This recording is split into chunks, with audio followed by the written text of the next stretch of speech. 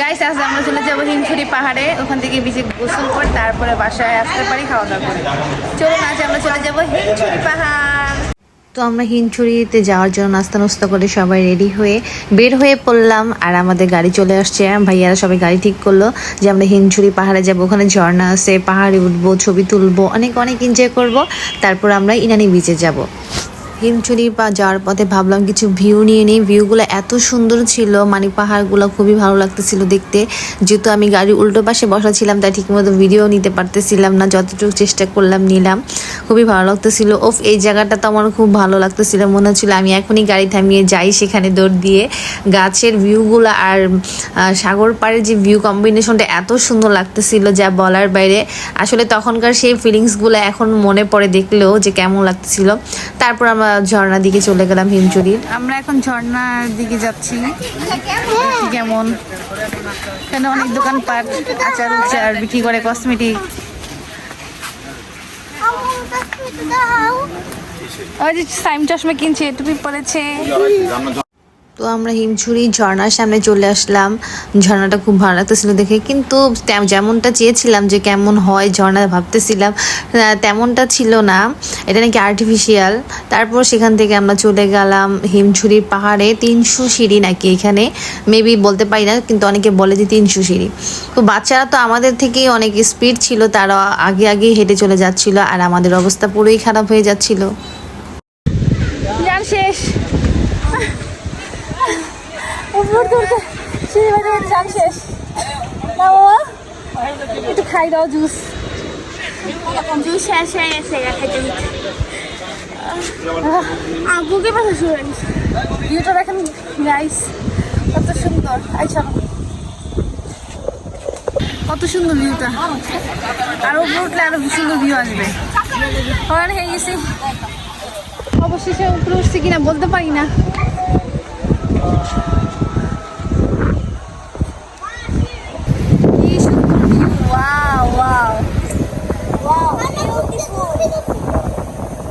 সমুদ্রটা দেখা যাচ্ছে। এখানে আমরা সবাই আসছি ঘুরতে।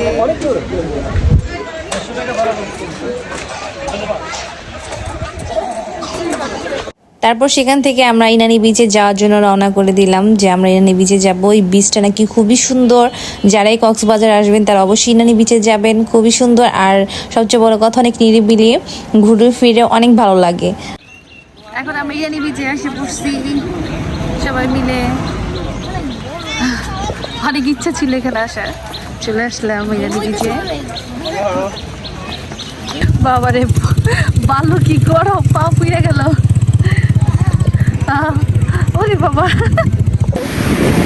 সো গাইস, এখন আমরা চলে এসেছি এখানে। হ্যাঁ, সো গাইস দেখো কি সুন্দর ভিউ। এখানে বড় ঢেউ আসছে। আল্লাহ আসলো, আসো সবাই লাগলো। আপু আপু আপু পেছন নিয়ে দেখা বাবা রে। এখানে একটা বড় ঢেউ আসছে, ওই যে ওখানে।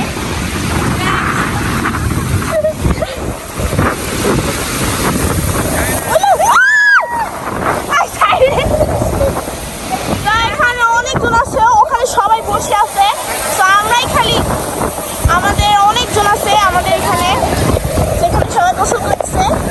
এখানে আমার খালামুনি হাই দাও তো। এটা হচ্ছে আমার আঙ্কেল। Oh my God!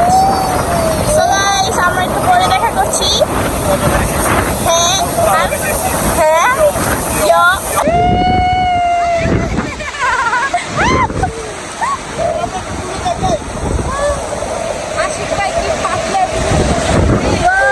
অনেক সুন্দর এই বীজটা, আসলে অনেক সুন্দর। অনেক এনজয়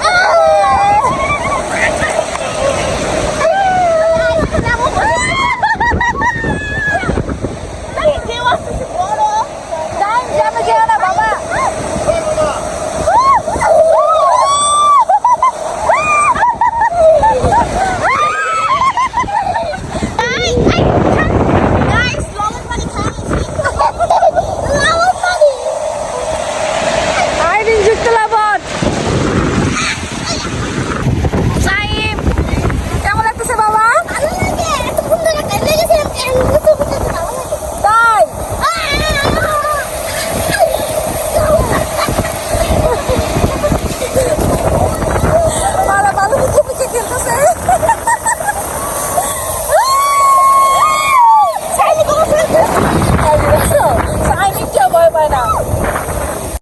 তারপর ইয়ানি বিচ থেকে আমরা বাসায় চলে যাব, বাসায় বলতে হোটেলে যাওয়ার পথে আবার রওনা দিয়ে দিলাম। ওখানে আমরা সুইমিং পুলে কিছুটা সময় কাটালাম, তো ভালো লাগতেছিল আর ভিউটা অনেক সুন্দর লাগতেছিল, তাই ভিডিওতে ক্যাপ করে নিলাম। গাইস এখন আমরা চলে যাবো দুপুরে খাওয়া দাওয়া করতে। কাল তো আবার চলে যাওয়ার সময়, যত সময় যায় ততই মনে হচ্ছে যে আমরা চলে যাবো। তো এখন না সুইমিং পুলে এখন যাবো না, এখন আমরা খাওয়া দাওয়া করতে যাবো। আমি শুধু সুইমিং পুলের জন্য পাগল। আমরা খাওয়া দাওয়া করতে খুব ক্ষুধা লাগছে, সবাই এনজয় করছি আজকে অনেক আমরা।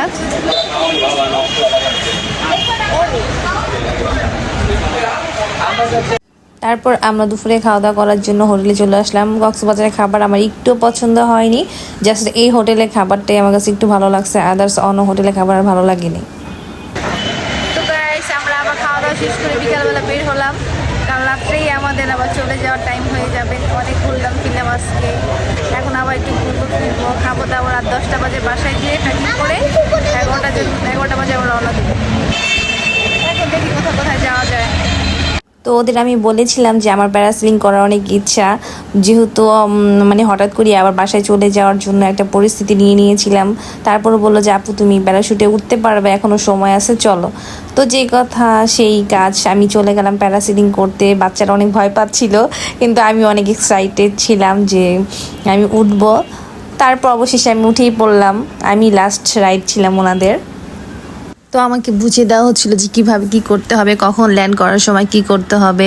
তো তখন ভাবতেছিলাম আমি কি আসলে ল্যান্ড করতে পারবো কি না, অনেক ভয় পেতেছিলাম। তারপরও অনেক এক্সাইটেড ছিলাম বলে আমি এই যে যখন আমি উপরটা উঠতেছিলাম তখন খুবই ভয় কাজ করতেছিল, আসলে কাউকে বুঝতে দেইনি আমি। তো একটানে যে আমাকে কীভাবে উপর উঠে নিবো আসলে আমি বুঝতে পারিনি। প্রথম তো অনেকটাই ভয় ছিলাম, যেহেতু সন্ধ্যা টাইম হয়েছিল, এই জন্য আমি আর মোবাইল নিইনি সাথে করে, আর ভয়ও ছিল যদি মোবাইল পানিতে পড়ে যায় তো কী হবে। তো তখন মানে উপরে ওঠার পরে পুরো সমুদ্রটা দেখতেছিলাম, খুবই ভালো লাগতেছিল আর ভয়ও পাচ্ছিলাম, আবার এক্সাইটেডও ছিলাম যে প্রথমবার প্যারাসেলিং করলাম। সবাই আমাকে হাত দিয়ে ইশারা করছিল, আমি তো ভয়ে শুধু ধরেই রাখছিলাম। তো খুবই মজার ছিল বিষয়টা, আবার ভয়েরও ছিল। তখন প্যারাসেলিং করার পর আমরা আবার চলে গেলাম আরেকটা মার্কেটে, এটাও বার্মিস মার্কেটই। তো বোনরা কিছু শপিং করবে যেহেতু, তো সেখানে চলে যাওয়ার পর ভাবলাম অনেক গরম লাগতেছিল, এই আইসক্রিমটা ট্রাই করি। অনেকেই দেখি যে আইসক্রিমটা খায়, বাট খাওয়ার পর এতটা বাজে মনে হলো যে টাকাটাই জলে, এতটাই মানে একটু মজা ছিল না। বাচ্চারাদের দিলাম, ভালো যে আমি নিয়ে ওদের কাছ থেকে খেয়ে বুঝলাম যে একদমই পুরো বাজে টেস্ট, একটুও মজার না। তো তারপর চলে গেলাম সি ফুড মার্কেটে, ভাবলাম কক্সবাজার আসছে আর সি ফুড খাবো না তা কি হয়। তো সেখানে চলে গেলাম, দেখলাম আমরা সব সি ফুডগুলো এখানে সাজানো আছে। তো ভাবলাম কি কি নেওয়া যায়, সবাই আমরা ডিসকাস করতেছিলাম যে কি খাবো, কে কি খাবে এরকম, আর দেখতেছিলাম যে কোন দোকানে গেলে সবচেয়ে বেশি ভালো হয়, কি কোন রেস্টুরেন্টে এরকম খুঁজতেছিলাম। তো ওখানে সি ফুড অর্ডার দিয়ে পাশে আমরা বসে পড়লাম, দেখলাম এখানে অনেক রকমের পিঠা তৈরি করা হচ্ছে। তো ভাবলাম পিঠাগুলো ট্রাই করা যাক, কিন্তু ব্যাড লাক, একটা পিঠাও মজাদার ছিল না। দেখতে খুবই সুন্দর ছিল কিন্তু পিঠাগুলো একটু মজা ছিল না। তারপর আমরা সব এক টেস্ট করলাম যে কেমন কি, হোক মজা না হোক বা মজা হোক, তারপর ট্রাই করে দেখলাম যে কেমন কি। তারপর আমাদের সি ফুডগুলো চলে আসলো, এখানে আমরা কাঁকড়া, অক্টোপাস, স্কুইড এগুলো আমরা অর্ডার করেছিলাম আমাদের খাওয়ার জন্য, রূপচাঁদা মাছ। তো একে একে সবগুলো এসেছিলো, মজাই ছিল। আমার কাছে অক্টোপাসটা বেশি ভালো লাগছে, কাঁকড়াটা তেমন ভালো লাগেনি। আর স্কুইড যে কোনটা কি আমি কিছুই বুঝতে পারতেছিলাম, যেহেতু সব একসাথে দিয়েছিল তাই মিক্সড হয়ে গেছিলো যে কোনটা কি, শুধু অক্টোপাসটা চেনা গেছিলো আর কাঁকড়াটা। তো আমরা খাওয়া দাওয়া করলে ভাবলাম একটা রেস্টুরেন্ট ছিল আমাদের হোটেলের পাশেই, তো ওই রেস্টুরেন্টে ভাবলাম যে আমরা একটু যাই। তো এখানে রেস্টুরেন্টে আমরা কিছুক্ষণ ঘুরলাম ফিরলাম, এখানে খাওয়া দাওয়া করে বাসায় গেলাম, ব্যাগ বুক প্যাকিং করে আবার বাসে ওঠার জন্য আমরা রেডি হচ্ছিলাম ওইখানে গিয়ে বাসায়। তো সবাই আমার ভিডিওটি দেখবেন, সবাই আমার চ্যানেলটি সাবস্ক্রাইব করবেন, আমার ভিডিওতে লাইক কমেন্ট করবেন। আশা করি সবাই আমাকে আপনারা সাপোর্ট করবেন, আপনার সাপোর্ট পেলেই আমি সামনে আরও সুন্দর সুন্দর ভিডিও আপনাদের জন্য আনতে পারবো। তো সবাই আমার জন্য দোয়া করবেন, সবাই সুস্থ থাকবেন, ভালো থাকবেন, আমাদের জন্য দোয়া করবেন। আল্লাহ হাফেজ।